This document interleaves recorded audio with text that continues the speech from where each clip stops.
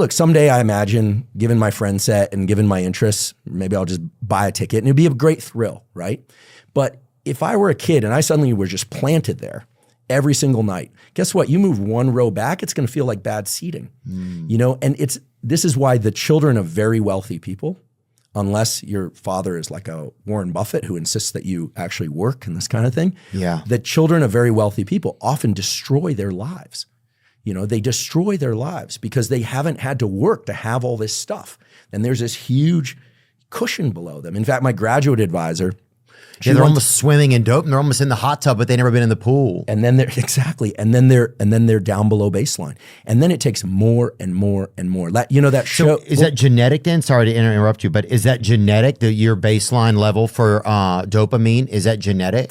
No, this is all behaviorally driven. And you know, I'm not saying parents should. So you said it's all behaviorally driven. All behaviorally driven. So I'm just saying, if like you had you know, your father was an addict or somebody, and then it could the next generation have that same like need to get back to that baseline, and it could be inherited type of thing. Well, so there are certain addictions that appear to have some genetic component, but it's confounded, as we say. It's mixed up with the behavioral stuff around that. Like, for instance, the probability of somebody becoming a severe alcoholic, they now call it alcohol use disorder. And I'm not trying to be irreverent, but I just call it alcoholism. Alcoholism, yeah, for sure. Okay. Yeah, I'm gonna try and stay out of the lanes of political we've correctness. all got it in here. Yeah, so. Great. So the probability that somebody will become an alcoholic greatly increases if their first drink, just their first sip, comes before age 13. Okay. Now, some parents think, hey, listen, if my kid has a beer when they're 8 and 10, then they won't have this, you know, kind of mysterious feeling around alcohol. That's one theory, but we know on good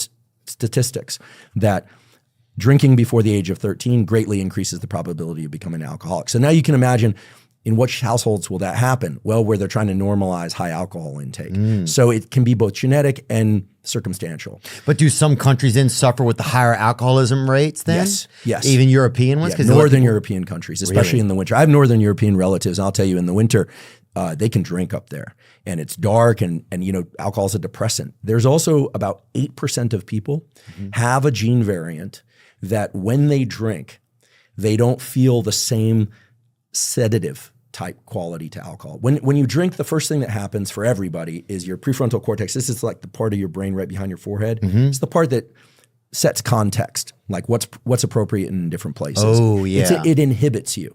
Everybody gets a little more talkative, right? Everyone's talking. But then you drink more and people are starting to pass out on the couch and people are slurring their words. About 8% of people get a dopamine surge and an energy increase from alcohol with increasing alcohol intake. These are the people, remember when you're in your 20s and there's that guy and he's still awake at like 3 in the morning, he's in the kitchen. And he's bumping around, he's in the cupboard. And you see him the next morning. Yeah. And he's like, hey. And you're like, we were passed out, blacked out, drunk. He's doing laundry or whatever. He's just like, hey, let's go running. Yeah, he's doing, making a lemonade or whatever. So like, that's a genetic predisposition. Wow. Yeah. And so, but is that a positive one? It sounds like it is kind of. Well, it's probably adaptive in some. You know, you got the cursor on Russia. I mean, listen, I'm friends with Lex Friedman. I mean, that kid can drink compared to me. Oh, dude, yeah, he definitely. I don't drink. I had my last sip in 2019. Amen. Yeah. Well, and Lex has the depression to show it, man. He's got that emo side of him that takes over him. You know, he's definitely. I think he just put something out again on X. I mean, it's perfect. No, I love Lex because there's this transparency about him to me that is remarkably human. You know, like this, like ever hopeful, talented, but also very like honest. He's just so Lex. He just said, I'm an introvert who hides from the world often way too much. One thing I wish I did more is call and text my friends. I think about them often and feel lucky to know them, but experience a strange anxiety that prevents me from texting and calling. Silly introvert brain wants to pull me into isolation and darkness. Then again, once I hang out with said friends, it's like we've been talking every day, so maybe there's no problem. And it's just how dude friendships are. PSC thoughts brought to you by Brain on 6 shots of espresso. That's perfect. And I think, with Lex, high octane. You know, I won't claim that he posted that because of me, but I'd been texting for like 3 weeks now, and it's just crickets. And then I'll get something back that just says, here. Yeah. And you just learn with him over time. That's just, that's just that. Well, that's guy, Russian communication. Yeah, I mean, exactly. it can take 5 generations to get a hug out of somebody, It's like, I love the Russians. oh, they're unbelievable. And they, a lot of them had carried stone dolls as children. Like, imagine if your baby doll is made of stone. It's like that. Your whole concept of the world is going to be so different. Stone dolls. Bring back that chart up again. I want to see what they were doing over there. Alcoholism by country. United States, 13.9%. Canada only 8%, UK 8.7%, and what's the darkest one over there? It's Russia, and what's it at? 20.9%. Hell yeah. Cold and bleak. Oh yeah, you got to be fucking brain dead. North Korea is lowest, but we don't really know what's going on in North Korea. No, we don't know. This is just a fun chart, but it's also exciting to just that's one place I never want to visit. Be reminded that the Russians live like that. I want to ask you about this, so one of the big things that I think is a huge problem that's about to happen in the world is pornography addiction, right? I believe it's humongous. I believe it's bigger than alcoholism. I believe it's like the wave of it that we're starting to see, like, people really suffering from it. I think it's one of the reasons why there's a lot of divorce. What do you see, like, neuroscientifically about how people can start to manage that? And then even just what you just talked about dopamine, it's like, I think it's helping people realize with that it's like such a hole that you're getting into. Whatever that thing is called, no pun intended.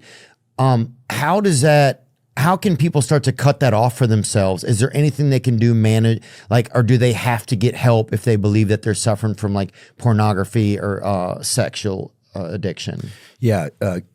Super important questions. I'm so glad you're raising this because, it's interesting. If you look at the research on pornography and sexual behavior generally, right, what you'll find mostly in the academic studies of those areas is kind of an attempt to normalize a lot of behavior. There are reasons for that, some pseudo-political, some just kind of the way those studies were done for a long time. But it's really important to emphasize that it takes a while for science to catch up to culture. Okay, it takes a while for science to catch up to culture. Yeah, and the reason is not because scientists are lazy or they're uninterested, is that doing science well takes a long time. Look, I've run studies in my lab on animals, on humans, clinical trials. It takes a long time, like 3-4 years sometimes. To get real information? To get a really good study done. Meanwhile, life is happening. And in the last 5 years especially, there's been an exponential growth of the amount of pornography available online, the different formats, right? OnlyFans, all the different sites that people can go to. Oh yeah, free, paid, AI. And within each of those, there's also been a huge amplification of what's called like high intensity porn. What's high intensity porn? It's more than 2 people. It's BDSM. Now, BDSM is its own discussion that maybe we could talk about at some point, just separately, about this merge of pain and pleasure. That the reason, the punchline is that dopamine is also increased by what we call the cessation of pain. When pain starts and then stops, you get an amplified dopamine surge. So a lot of people are watching or engaging in what we would call violent porn, right? And we're, as primate species, humans, we have an empathy. So when people are watching pornography, they're obviously not experiencing the same things exactly those people are doing and experiencing, but they're tuning into it, right? Yeah. They're getting to it. And we can only speculate as to what they're doing to themselves, right? Yeah. Typically when we're talking about porn, let's just be direct, we're also talking about masturbation, right?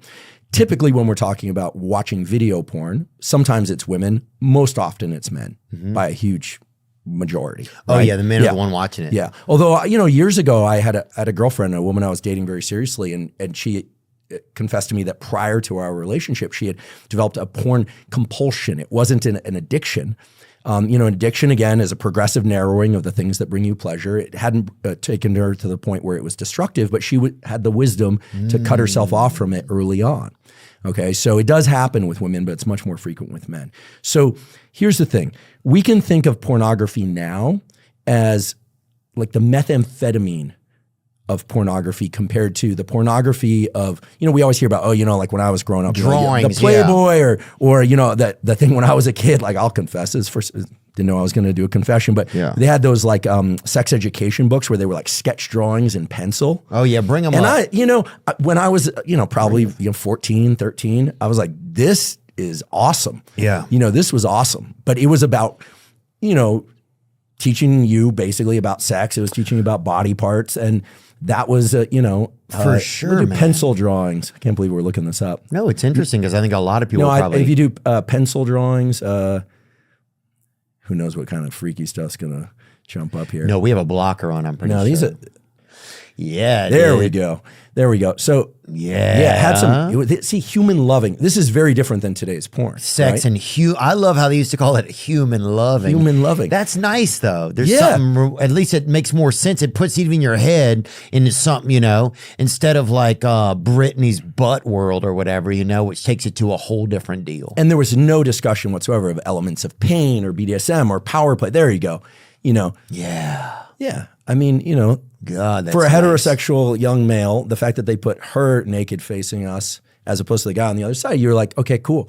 But the other thing about pornography is that it, in a young brain, this is very important. Mm-hmm. It relates to everything we're talking about today. From about age 0 to 25, your brain is incredibly plastic. It's modified by experience just by being in those experiences. When you say plastic, you mean it's more like it's not as solid yet? That's right. You can literally wire neurons, plasticity. You can wire neurons to other neurons very readily. I mean, this was known for a long time, but it was really formalized by my scientific great-grandparents, David Hubel and Torsten Wiesel. They won a Nobel Prize for showing that if you take a cat, a monkey, or a kid, and you close one eyelid for just a few hours each day, the brain becomes blind to visual input through that eye once you open the eye up, unless you do something else like close the other eye in order to reverse that plasticity. However, if today I just said, that's how fast and permanent it is unless you do something to reverse it. But if I did that same thing to you now or me now, there'd be no brain change. You close your eye, obviously you can't see through a closed eye. Pop open the eyelid later, you see just fine. So we know that until about age 25, the brain just modifies itself based on experience. So if you're doing cocaine, amphetamine, or let's just stay with this example,